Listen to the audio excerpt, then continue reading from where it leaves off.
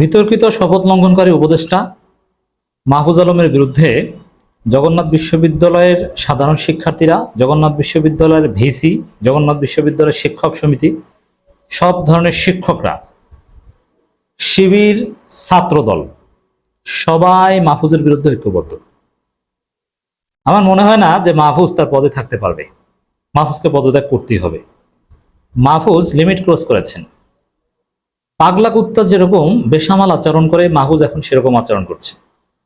মাহফুজের যে অপকর্ম ফাঁস হচ্ছে, যে সন্ত্রাসী রূপ, যে মাফিয়া রূপ ফাঁস হচ্ছে, এখন তথ্য প্রযুক্তির যুগ, এগুলো ধামা চাপা দেওয়া যাবে না। এই জায়গায় উপদেষ্টা পদে মাহফুজ টিকতে পারবেন না। দর্শক, আন্দোলনরত শিক্ষার্থীরা একযোগে স্লোগান দিচ্ছে বোতল বোতল বোতল, মানে মাহফুজকে এগোনে না। কিন্তু মাহফুজ ওদিকে তেলে বেগুনে জ্বলে উঠেছে। এখন মাহফুজের গায়ে বোতল মেরেছে একজন অবুঝ শিক্ষার্থী। এটা বরং মাহফুজ যদি এই কাজটা করতো, যে বোতলটা তুলে নিয়ে হাতে নিয়ে তারপর যদি ওখানে ঠান্ডা মাথায় সমাধান করতেন, তাহলে মাহফুজ হির হতেন। কিন্তু মাহফুজ কি করেছেন? উত্তেজিত হয়ে তেলে বেগুনে দেখে নেব, এরা জামাত শিবির করেছে, স্যাবোটাজ, তাদেরকে বের করে দেন। তো তখন এটা রিয়াকশন দেখার দিকে জগন্নাথ বিশ্ববিদ্যালয়ের ভাইস চ্যান্সেলর সাথে বেয়াদবি করেছে। এই বিষয়ে একটা ভিডিও ফাঁস হয়েছে। ভিসিকে বলছেন আপনারা শিবির ক্যাডারতে সব বের করেন, সবার বিরুদ্ধে ব্যবস্থা নেন, এই করতে হবে সেই করতে হবে, আমি দেখছি। উত্তেজিত হয়ে যান। অথচ জগন্নাথ বিশ্ববিদ্যালয়ের শিক্ষক শিক্ষার্থীদের উপর যে পুলিশ হামলা করলো মাহফুজের নির্দেশে, এই বিষয়ে মাহফুজের কোনো অনুতপ্ততা বোধ নেই। জগন্নাথ বিশ্ববিদ্যালয়ের শিক্ষক সমিতির সাধারণ সম্পাদক রাজপথে দাঁড়িয়ে শিক্ষার্থীদের সাথে একত্রতা পোষণ করে আজকে বলেছে যে আমরা ওই অনাকাঙ্ক্ষিত ঘটনার জন্য দুঃখ প্রকাশ করছি, কিন্তু আমাদের উপর যে হামলা হয়েছে মাহফুজ দুঃখ প্রকাশ করেনি। এবং জগন্নাথ বিশ্ববিদ্যালয়ের ভাইস চ্যান্সেলর অত্যন্ত ক্ষুব্ধ, তার সাথেও বেয়াদবি করেছেন। এবং জগন্নাথ বিশ্ববিদ্যালয়ের ছাত্রদল নেতারাও বলছেন যে মাহফুজের মানসিক সমস্যা আছে। শিবির তো ক্ষুব্ধ, কিন্তু শিবির প্রতিক্রিয়া দেখায় না। তা এখন মাহফুজ চায় যে শিবিরকে আলাদাভাবে ওখান থেকে বের করে দিয়ে ব্যবস্থা নেবে, কিন্তু জগন্নাথ বিশ্ববিদ্যালয় সবাই ঐক্যবদ্ধ।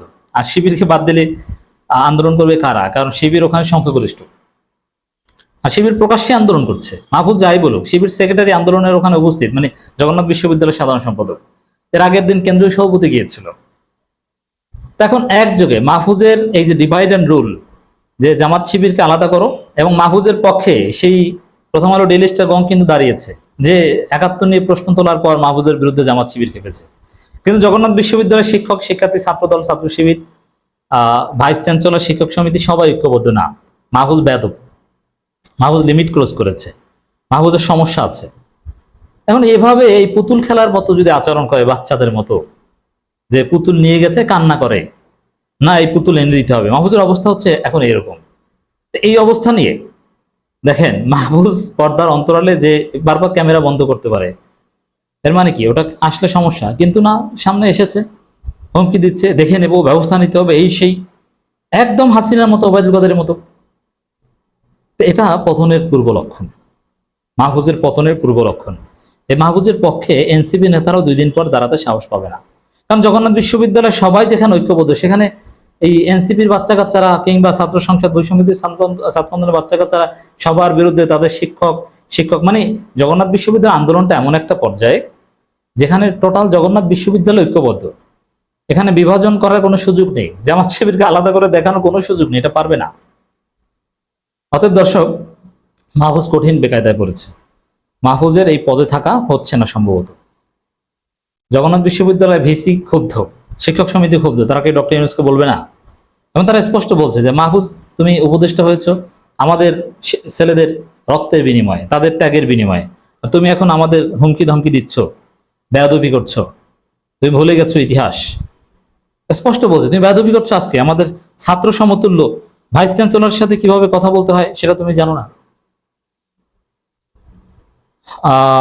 সরকারি পদে থেকে ব্যক্তিগত ক্ষোভ প্রকাশ করায় ছাত্র দলের সদস্য সচিব মাহফুজকে মানসিক কাউন্সিলের দাবি জানিয়েছেন।